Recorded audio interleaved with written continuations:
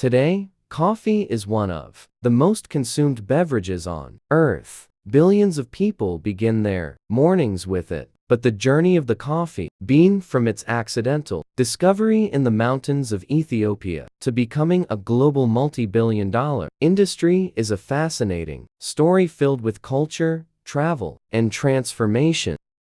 The most famous story starts in Ethiopia. Nearly 1,000 years ago, a shepherd named Kali noticed his goats became energetic and restless after eating bright red berries from a mysterious plant. Curious, he tried the berries himself and felt the same burst of alertness. He shared his discovery with local monks, who brewed the berries and realized the drink helped them stay awake during long nights of prayer. This was the beginning of coffee's extraordinary journey. Coffee found its first true home in Yemen. By the 15th century, coffee was being grown in the city of Mocha, a name that later inspired one of today's most popular coffee drinks. Coffee houses quickly spread across the Arab world. These places became centers of discussion, music, poetry, and business.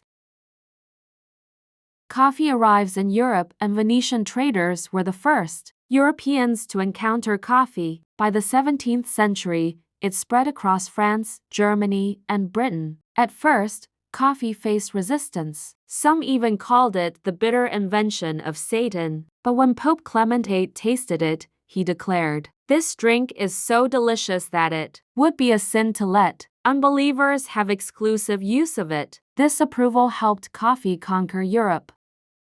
Initially, tea was the main beverage in North American colonies. People drank tea in the mornings and afternoons. However, following the Boston Tea Party in 1773, due to heavy taxes on tea, many Americans began abandoning tea and turning to coffee. Over time, coffee became a symbol of independence and national identity. The first coffee houses opened in major cities like New York and Boston, serving as gathering places for intellectuals, merchants, and politicians. By the 19th century, coffee consumption in America had grown rapidly.